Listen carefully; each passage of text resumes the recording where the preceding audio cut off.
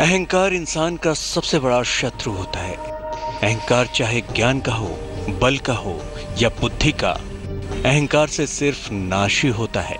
ऐसे कितने ही लोग हैं जिनको अपनी बुद्धि, ज्ञान और विवेक पर अहंकार है, लेकिन जब ऐसे लोगों का सामना एक सच्चे ज्ञानी से होता है तो अहंकार चकनाचूर हो जाता है। क्योंकि ज्ञानी की सबसे बड़ी निशानी है नम्रता, विनम्रता और शांति।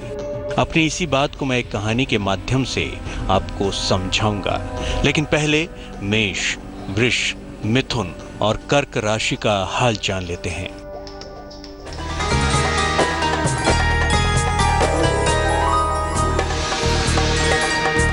सबसे पहले बात मेष राशि की, कोई महत्वपूर्ण निर्णय लेने पड़ेंगे आपको। नौकरी में परिवर्तन के योग हैं। पिता की सेहत का ध्यान रखें आप। शुभ रंग क्रीम, भाग्य प्रतिशत 88।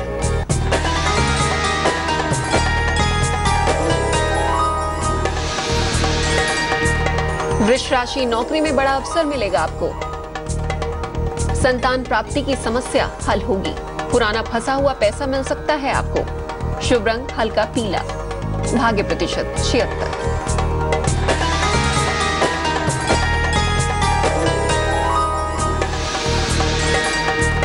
मिथुन राशि, सेहत बिगड़ सकती है आपकी। यात्रा करने से नुकसान हो सकता है आपको। शाम से स्थितियां ठीक होंगी। शुभ रंग सुनहरा, भाग्य प्रतिशत 50।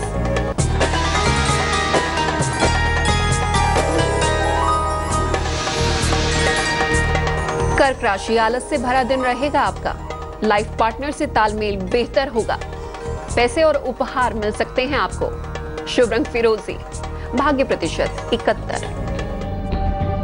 अहंकार न तो रावण का चला और ना ही कंस का। बड़े बड़े अहंकारी इस संसार में पैदा हुए, लेकिन अहंकार किसी का नहीं टिका। चलिए एक कहानी सुनाता हूँ। एक युवा ब्रह्मचारी देश विदेश में अध्ययन कर अपने देश लौटा तो सबके पास इस बात की शेखी बघारने लगा कि उससे अधिक ज्ञानी, विद्वान और कोई नहीं है। उसके पास जो भी व्यक्ति जाता वो उससे प्रश्न किया करता कि क्या उसने उससे पढ़कर कोई विद्वान देखा है। बात भगवान बुद्ध के कानों तक जा पहुंची। इतने वर्षों के ज्ञानार्जन का यह हर्ष उनसे सहन नहीं हुआ।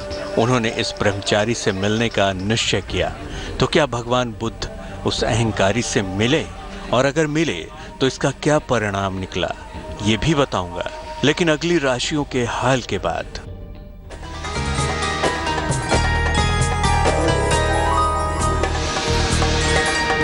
अब बात सिंह राशि की, विदेश यात्रा के योग हैं आपके। किसी पुरानी समस्या का हल निकलेगा आपके लिए। पैसे का खर्च बढ़ सकता है। शुभ रंग बैंगनी, भाग्य प्रतिशत 83।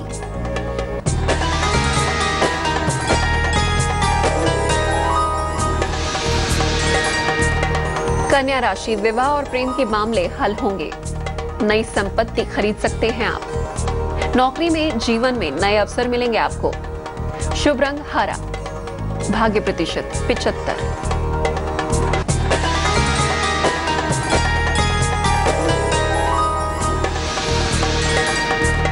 तुला राशि, घर के तमाम दायित्वों को निभाना पड़ेगा आपको। रुके हुए काम पूरे होंगे आपके। रिश्तों में मधुरता आएगी। शुभ रंग नीला, भाग्य प्रतिशत 67।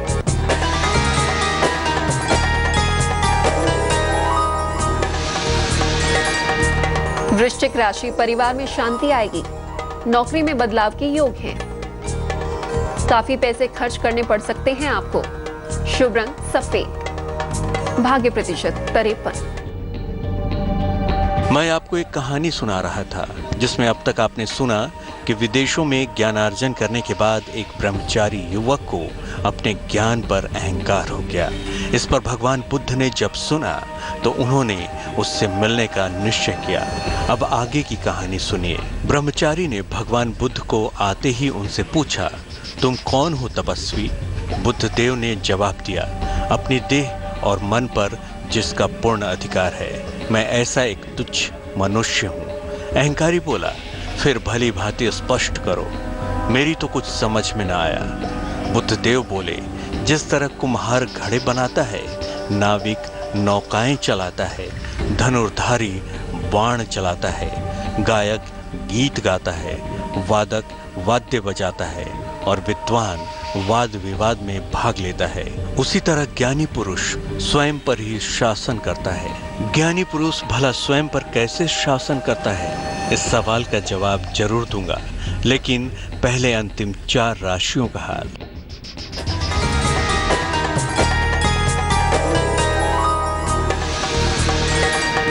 अब बात धनु राशि की। नई जिम्मेदारियां बढ़ेंगी आपकी, पैसे का लाभ हो सकता है आपको, सहयोगियों से रिश्ते अच्छे होंगे। शुभ रंग गुलाबी, भाग्य प्रतिशत 78।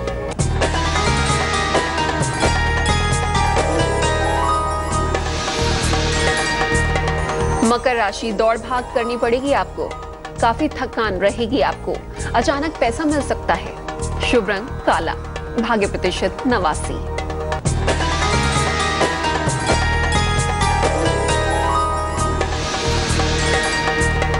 कुंभ राशि, कोई पुरानी इच्छा पूरी होगी आपकी, मान सम्मान मिलेगा, खूब खरीदारी करेंगे आप। शुभ रंग आसमानी, भाग्य प्रतिशत 90।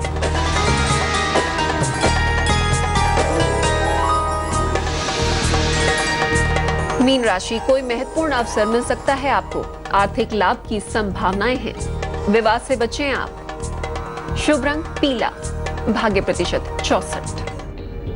राशिफल से पहले मैं आपको एक ब्रह्मचारी और भगवान बुद्ध की कहानी सुना रहा था।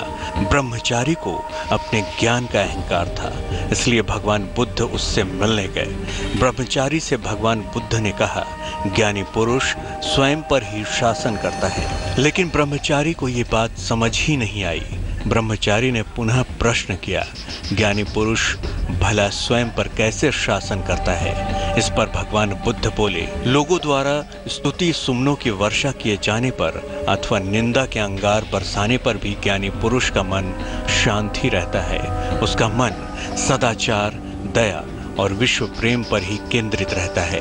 उसके चित्त सागर में शांति की धारा बहती रहती है। उस ब्रह्मचारी ने जब स्वयं के बारे में सोचा तो उसे आत्मग्लानि हुई और बुद्ध देव के चरणों पर गिरकर बोला, स्वामी, अब तक मैं भूल में था।